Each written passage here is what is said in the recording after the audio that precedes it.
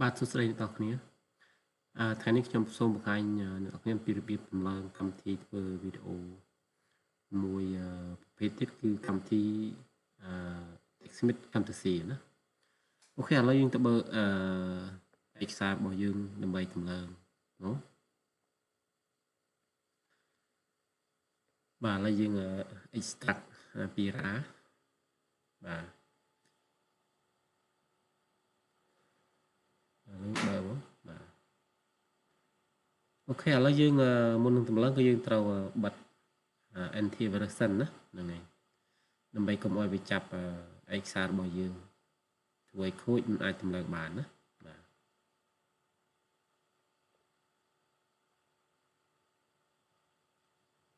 បើយើងបិទអស់មកបាទហ្នឹងបាទទៅ firewall មួយទៀតបាទបិទទៀត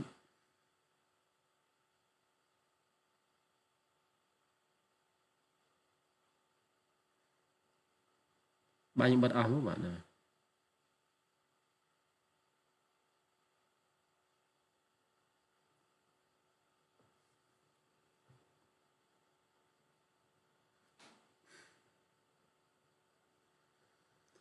ហើយការបិទនេះគឺយើងត្រូវបើកមកវិញណាក្រោយពេលយើងទៅលើកម្មវិធីចប់គឺយើងត្រូវទៅបើកមកវិញដើម្បីឲ្យវាការពារកុំព្យូទ័ររបស់យើងពីមេរោគផ្សេង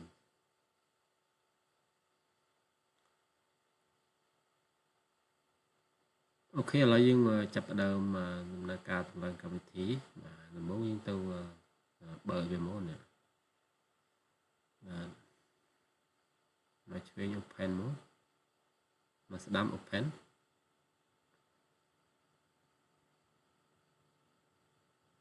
ចុច OK បាទកន្លែងនេះគឺយើងត្រូវគ្រីសទាំងពីរណាហ្នឹងហើយ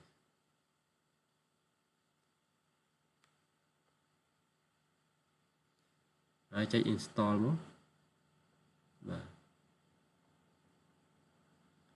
ហើយចុច yes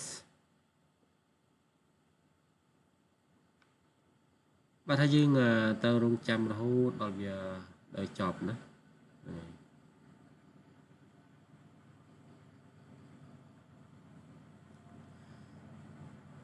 បាទហើយកម្មវិធីនេះគឺវាមានលក្ខណៈប្លែកពីកម្មវិធីត្រង់វាអាច record screen នៅក្នុងនឹងដែរណា record ហើយវាទាញចូលទៅក្នុងកម្មវិធីTechSmith Camtasia ហ្នឹងដោយអូតូណាដើម្បីយើងកាត់ទាញចេញអីបាននៅក្នុងនឹងតែម្ដងណា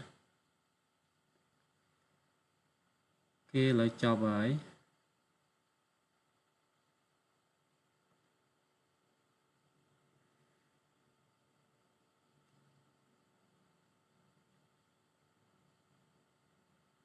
គេលេងបិទណាបាទ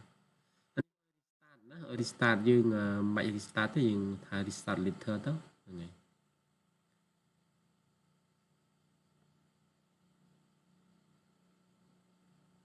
បាទបន្ទាប់មកទៀតយើងទៅកាន់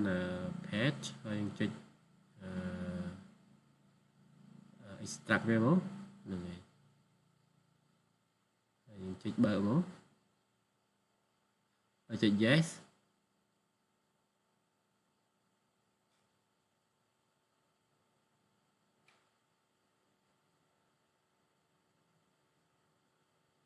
អូខេឥឡូវយើងចុចពាក្យ page មកហ្នឹងហើយបាទចាប់ប៉ុណ្្នឹងបាទចាប់ប៉ុណ្្នឹងបាទហើយបិទទៅបាទ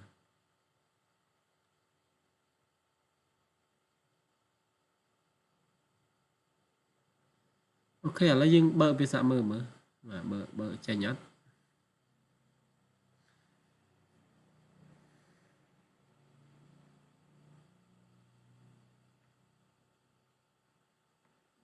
អូខេឥឡូវចេញហើយណាហ្នឹងហើយអូខេឥឡូវវាមានប៊ូតុងសំខាន់3ណាឆ្វេងគេហ្នឹងពណ៌ក្រហមប្រឹងមូលអាហ្នឹងសម្រាប់ record ណា record screen record ចម្រៀងអីហ្នឹងណា record ជាវីដេអូហ្នឹងហើយកណ្ដាលគេហ្នឹងគឺជា project ណាសម្រាប់បង្កើត project សម្រាប់បង្កើតវីដេអូថ្មីហ្នឹងហើយខាងស្ដាំហ្នឹងគឺ យើងបើproject ចាស់បើយើងធ្លាប់ធ្វើទៅយើងបើមកធ្វើតទៀតណាអូខេនេះគឺជា interface របស់ TechSmith Camtasia 2025ហ្នឹងហើយបាទសូមអរគុណ